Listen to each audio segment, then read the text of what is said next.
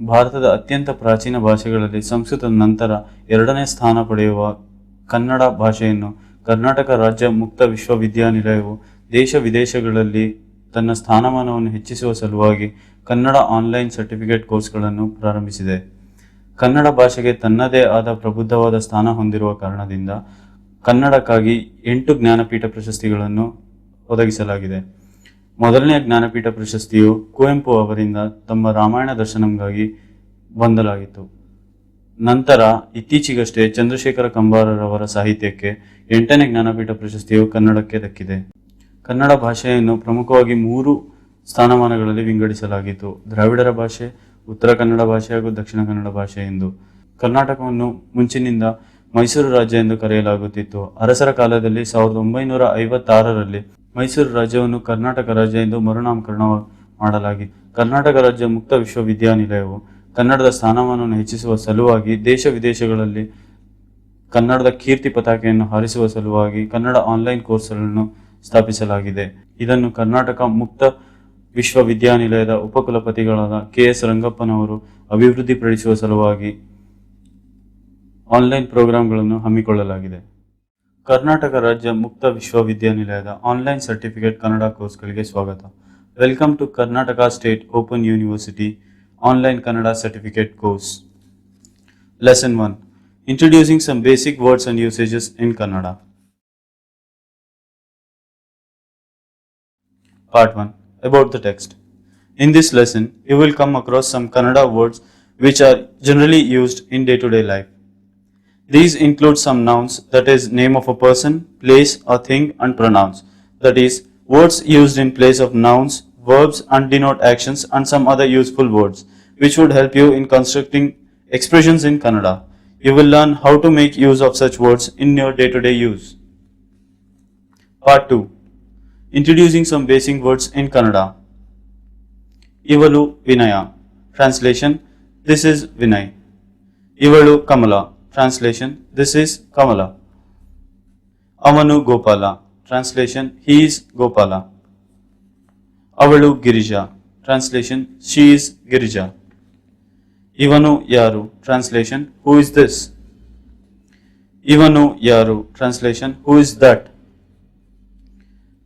Avanu Huduga. Translation: This is boy. Ivalu Hudugi. Translation: This is girl. Part 3. Vocabulary.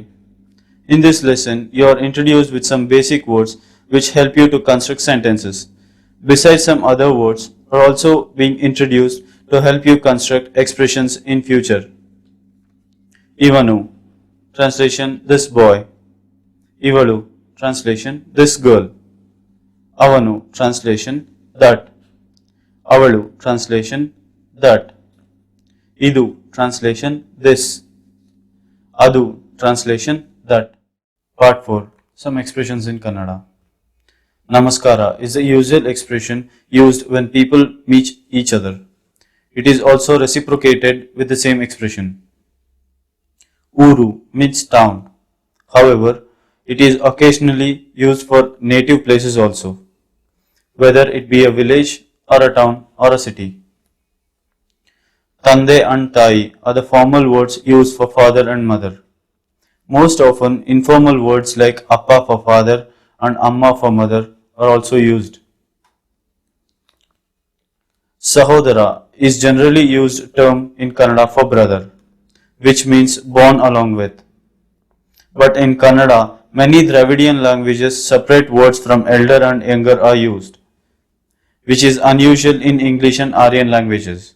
Thus, Anna, elder brother, Tamma, younger brother, Akka, elder sister, Tangi, younger sister. Part 5. Cultural notes. When people meet, it is customary to inquire whereabout of one another. In Kannada, like many other Indian languages, we have usage called honorific plural. Even the reference is about a singular person, plural in the form is used either as a custom or accord respect for elders. Nanna means my and Namma means our. Instead of using Nanna Mane, my house, Nanna Tande, my father, we find the usage of Namma Mane, our house, Namma Tande, our father more often. To address a person less acquainted, honorific plural usage is preferred to singular usage. Though, Ninu, singularly you, is available. Neevu, plural you, is preferred, though it refers to a singular person. Hasana is a cultural center known for its Hoysala architecture and sculpture in Beluru and Halebeedu. Kolara is known for its good mines and gold mines. Part 6. Grammatical notes.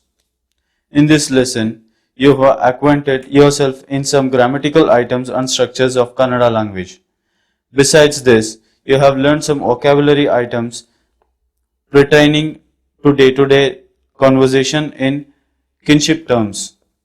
Grammatical structures are the building blocks of languages. These structures have to be learned step by step. Gelayare is the way addressing of friends. Gelaya, friend, it's a singular. Gelayaru, friend, it's a plural. By adding ru, ending with some words become plural. Yenu, what, elli, where, estu, how much are interrogative words asking questions, expecting answers. Nanu, I, Neenu, you, and Avanu, he, are nominative forms in first person, second person, and third person respectively. These generates Nanna, my, Ninna, yours, singular, and Nimma, your, it's a plural. Note that in Kannada, contrary to English and many other languages, sentences can be formed without a verb like Nanna hesaru Joseph. The presence of a word is presumed sometimes.